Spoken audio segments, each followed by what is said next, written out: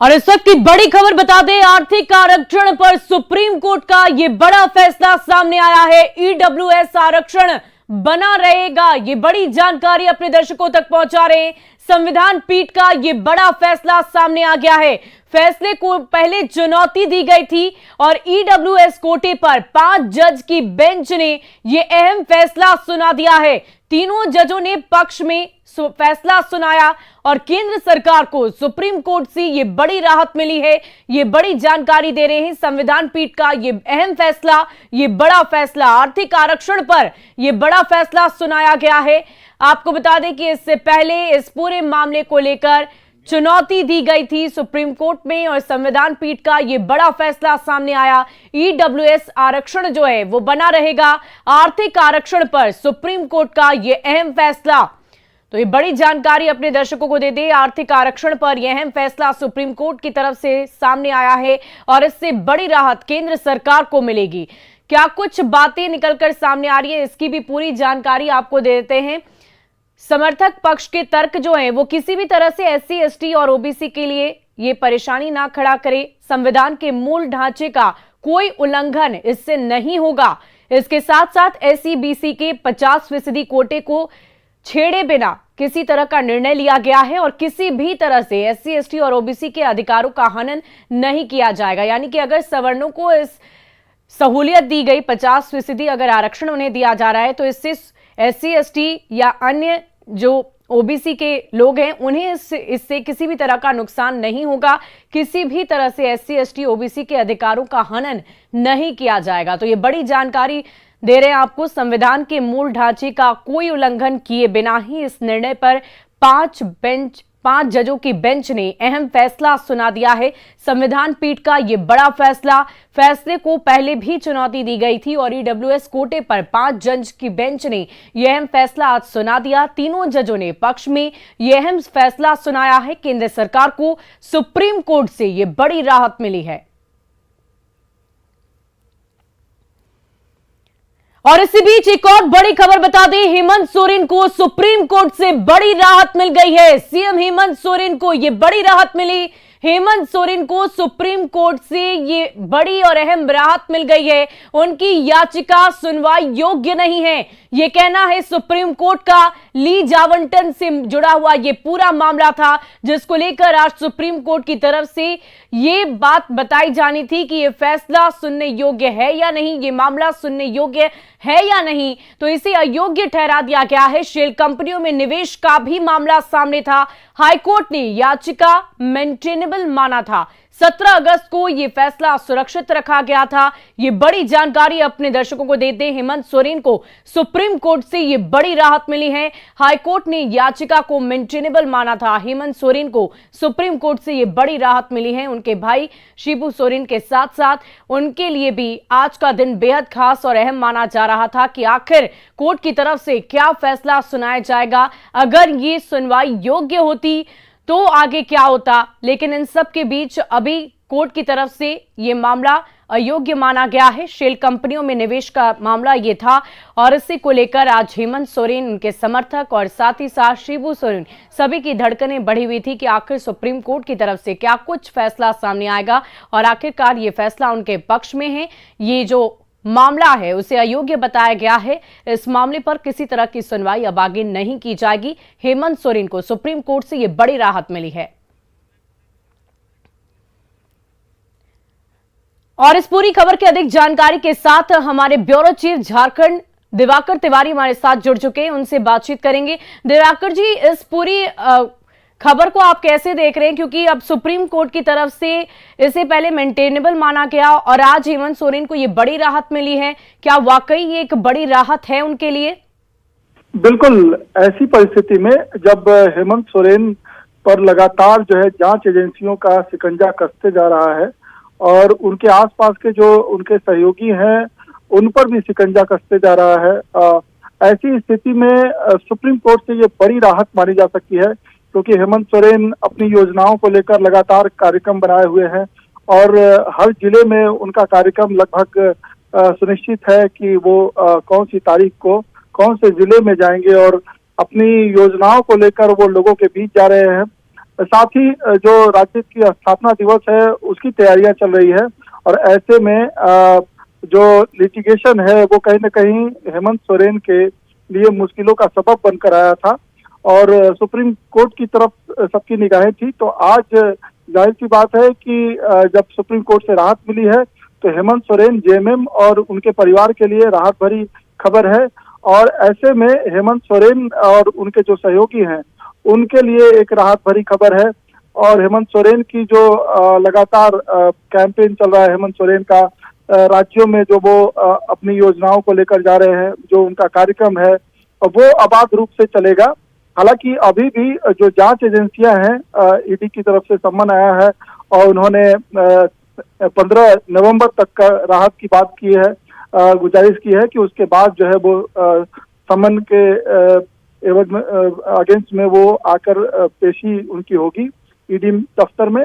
लेकिन अभी जिस तरीके से जो हाई कोर्ट में मामला था और हाई कोर्ट ने याचिका को मेंटेनेबल माना था और उसके बाद सुप्रीम कोर्ट ने हाई कोर्ट के पूरे फैसले को पलट दिया है, तो ऐसे में बड़ी राहत है। और राजनीतिक तौर पे जो हेमंत सोरेन का अभियान चल रहा है, एक तरीके से वो आक्रामक हैं विरोधी दलों पर और लगातार जो है अपने मैनिफेस्टो के जो उनके कोर इश्यूज है उनको वो लगातार लागू करते जा रहे हैं। दिवाकर जी, इस बात की जानकारी दे दर्शकों को कि क्या ये जो पूरा मामला है अब पूरी तरह से बंद हो जाएगा, इस पर किसी तरह की कोई सुनवाई अब आगे नहीं की जाएगी? देखिए, कोर्ट में तो ये सुनवाई नहीं होगी, लेकिन अभी भी हेमंत सोरेन की मुश्किलें खत्म नहीं हुई है, क्योंकि देखिए जो जांच एजेंसी है वो लगातार कई मामलों में कार्रवाई कर रही हैं। अवैध माइनिंग को लेकर चाहे अनगढ़ा का मामला हो या साहेबगंज में जो खनन संबंधी मामले आए हैं, उसमें लगातार जो है जांच एजेंसियां पूछताछ कर रही हैं। जो हेमंत सोरेन के सहयोगी रहे हैं या उनकी पार्टी के या उनके सहयोगी दल के जो विधायक रहे हैं, जिन पर अभी हाल ही में आपने देखा कि कांग्रेस के 2 विधायकों के खिलाफ जो है जांच एजेंसियों ने कैसे छापे मारे उनके आवास पर, और लगातार छापों की जो प्रक्रिया है वो लगातार चल रही है। और हेमंत सोरेन को भी ईडी ने समन किया है। अब देखने वाली बात होगी कि वो कब जो है ईडी के समन पर ईडी दफ्तर पहुंचते हैं, जांच में उनका क्या रवैया रहता है, वो किस तरीके से। दिवाकर जी, वैसे तो ये ईडी जो है वो एक स्वतंत्र जांच एजेंसी है, लेकिन क्या कोर्ट का कोई असर, इस फैसले का असर ईडी की जांच प्रक्रिया पर भी पड़ेगा हेमंत सोरेन को लेकर? देखिए, ये मनोवैज्ञानिक तौर पे एक तरीके से हेमंत सोरेन के लिए राहत भरी खबर है और हेमंत सोरेन के लिए राजनीतिक तौर पे ये ऑक्सीजन का काम करेगा। रही बात जो है जांच एजेंसियों का, तो जांच एजेंसियां अपना जो जांच एजेंसियों की जांच प्रक्रिया है और वो लगातार कई मामलों को लेकर, चाहे अवैध खनन का मामला हो और आईटी जो छापेमारी कर रही है, आय से अधिक संपत्ति का मामला हो, कई मामले हैं जिन पे लगातार जो है जांच एजेंसियां सक्रिय हैं। तो ये नहीं लगता, फौरी तौर पे तो ये नहीं लगता कि सारी जो जांच प्रक्रिया है वो खत्म हो जाएगी, उस पर कहीं रोक लगेगा। रही बात जो है हाई कोर्ट में जो मामला गया था और हाई कोर्ट के मामले से अलग जो सुप्रीम कोर्ट ने राहत दी है, तो वो जरूर राहत भरी खबर है। दिवाकर जी, इस वक्त आपको रोकना चाहेंगे, हमारे साथ महुआ माझी जेएमएम सांसद भी जुड़ चुके हैं, उनसे भी बातचीत करेंगे। बताइए कि ये कितनी बड़ी राहत वाली खबर है आपके लिए, जेएमएम के लिए, हेमंत सोरेन के लिए? क्या रिएक्शन है आपका सुप्रीम कोर्ट के इस फैसले को लेकर? देखिए, माननीय न्यायालय पर हम लोगों को पूरा भरोसा है और जिस तरह से अभी आया है इससे बहुत खुशी है, लोगों के मन में एक राहत है, क्योंकि यहाँ जिस तरह के षड्यंत्र लगातार हो रहे थे उससे यहाँ की जनता, हमारे कार्यकर्ता बहुत ज्यादा उग्र होते जा रहे थे।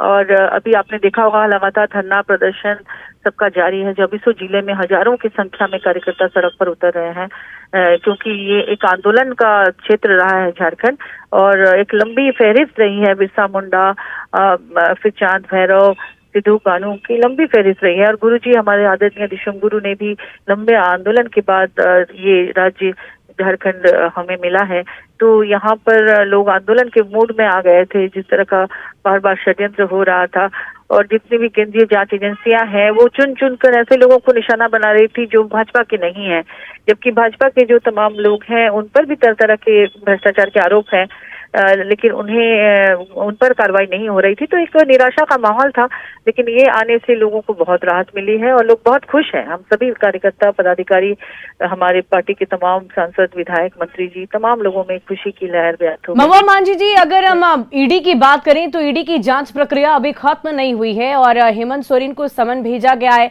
आने वाले वक्त में उन्हें किन जांच एजेंसी के सामने जाना होगा, क्योंकि अगर एक बार फिर से तलब की गई तो वहां पर पहुंचना अनिवार्य होगा। तो क्या इससे एक बार आपको फिर लगता है कि सरकार की छवि पर किसी तरह का असर पड़ेगा या हेमंत सोरेन की छवि पर असर पड़ेगा?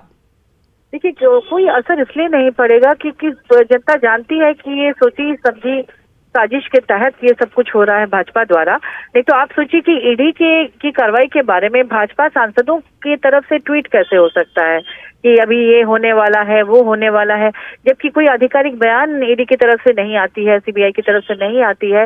तो पता उनके ट्वीट में आ जाता है कि ये बरामद हुआ, वो बरामद हुआ।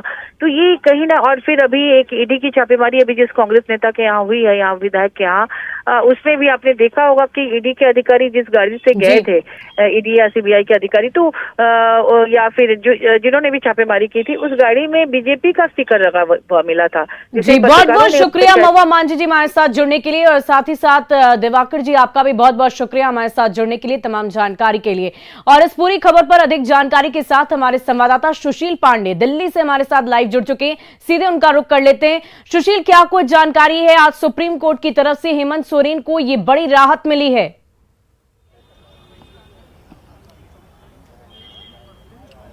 जी बिल्कुल, देखिए साफ तौर से हेमंत सोरेन को एक बड़ी राहत मिली है, क्योंकि जो याचिका फिलहाल दाखिल की गई थी जिसमें मेंटेनेबिलिटी पर एक बड़ा सवाल उठाया गया था, उस पूरे मामले को लेकर कहीं ना कहीं एक बड़ी राहत फिलहाल उनको मिली है।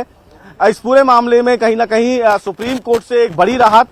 सुप्रीम कोर्ट ने यह माना कि जो फिलहाल मेंटेनेबिलिटी का मामला था उस पूरे मामले पर फिलहाल याचिका पर सुनवाई नहीं की जा सकती है। अभिषेक राय जी हैं सर, बहुत ज्यादा दलीलें दी लेकिन सुप्रीम कोर्ट ने उन तमाम दलीलों को नहीं माना। इस पूरे फैसले को आप कैसे देखते हैं? देखिए, ये तो डिटेल्ड क्या रीजनिंग है, क्यों ये मेंटेनेबल नहीं है, ये तो एक बारी जजमेंट अपलोड हो जाता है तभी पता चलेगी कि क्या डिसाइडिंग फैक्टर था, क्यों सुप्रीम कोर्ट ने अपहोल्ड किया है कि ये मेंटेनेबल नहीं है। एज ऑफ नाउ तो एसएलपी अलाउ हो चुका है और इम्प्यून्ड ऑर्डर सेट असाइड हो गया। सर, क्या अब माना जाए कि जो मामला फिलहाल हाई कोर्ट में चल रहा था, सुनवाई कर ली गई थी, या सुप्रीम कोर्ट में भी जो मामला फिलहाल ललित साहब के पास था, अब इस पूरे याचिका के बाद अब जांच का जो फिलहाल रडार उनके ऊपर था, ये ना माना जाए कि इस केस में अब जांच आगे नहीं बढ़ेगी? नहीं, ऐसा आप नहीं कह सकते हैं जांच नहीं बढ़ेगी। ये स्पेसिफिकली पीआईएल के बारे में था कि क्या पीआईएल मेंटेनेबल है या नहीं है। जांच एजेंसियों के पास क्या इंफॉर्मेशन है, किस इंफॉर्मेशन पर वो एक्ट कर रहे हैं, किस केसेस में वो एक्ट कर रहे हैं, उनके पास इंडिपेंडेंट पावर है एक्ट करने का, वो इंडिपेंडेंटली एक्ट कर रहे होंगे। एनीवे, अभी स्टे था, फिर भी हम लोग देख रहे थे कई कार्रवाइयां हो रही थी, तो वो कोई और एफआईआर होगा जिसके बेसिस पर ईडी वगैरह कार्रवाई कर रही होगी। सर, सिब्बल की तरफ से ये कहा गया कि जो याचिका दाखिल की गई है जिसमें ये मांग की गई थी कि हेमंत सोरेन और इन तमाम लोगों के जिससे जो जुड़े लोग हैं उन पर सीबीआई जांच की जाए, ईडी की जांच होनी चाहिए। फिलहाल सिब्बल की तरफ से यह भी कहा गया कि जो पीआईएल रूल है झारखंड का, वो फिलहाल इस पूरे मामले में कहीं ना कहीं वायलेट करता है। देखिए, अब मेरा अगर आप ओपिनियन पूछते हैं तो मैं बताता हूं कि PIL Jharkhand PIL rules violate तो नहीं हो रहा था। कोर्ट का क्या कहना है, कोर्ट किस लॉजिक और रीजनिंग पर एसएलपी को अलाउ किया है, ये तो ऑर्डर शीट में ही पता चलेगा। बट पीआईएल रूल्स का वायलेशन प्राइमा फेसी तो नहीं लग रहा था उसमें, और ये सारी चीजों को इम्प्यून्ड ऑर्डर में डील भी कर रखा गया था, तो इसीलिए ऐसी बात नहीं है कि पीआईएल रूल्स का वायलेशन। ये कहा जाए फिलहाल एक राहत है हेमंत सोरेन को? I don't think so. अगर कोई, डिपेंड करता है जांच एजेंसियों के पास क्या इंफॉर्मेशन है, कितनी इंफॉर्मेशन है, क्यों इंफॉर्मेशन है। ललित साहब ने पिछले भी कुछ कोर्ट का ऑब्जर्वेशन भी हुआ था, जो 17 अगस्त की बात थी। Well it was just an observation, इसीलिए कि आप हमारे कंधे पर रखकर बंदूक नहीं चला सकते। आपके पास अगर कोई सबूत है, कोई इंफॉर्मेशन है, तो आप इंडिपेंडेंटली कार्रवाई कीजिए। ठीक है। तो अभिषेक राय जी जो फिलहाल इस पूरे मामले में सुप्रीम कोर्ट थे, इस पूरे मामले में सुप्रीम कोर्ट ने कहीं ना कहीं हेमंत सोरेन को एक बड़ी राहत देते हुए जो याचिका दाखिल की गई थी, जो पीआईएल था, वो फिलहाल मेंटेनेबल नहीं है। बहुत बहुत शुक्रिया हमारे साथ जुड़ने के लिए सुशील, तमाम जानकारी के लिए। तो ये बड़ी खबर अपने दर्शकों को बता रहे थे कि हेमंत सोरेन को एक बड़ी राहत, सुप्रीम कोर्ट से मिल गई है। लीज आवंटन से ये जो मामला जुड़ा हुआ था, ये सुनवाई योग्य नहीं बताया गया है। शेल कंपनियों में निवेश का भी मामला था। हाईकोर्ट ने याचिका को पहले मेंटेनेबल माना, लेकिन सुप्रीम कोर्ट ने इसे सिरे से खारिज कर दिया। हेमंत सोरेन को सुप्रीम कोर्ट से ये बड़ी राहत मिली है। और आइए अब देखते हैं पूरी खबर सिर्फ 1 मिनट में। बिहार में जश्न में फायरिंग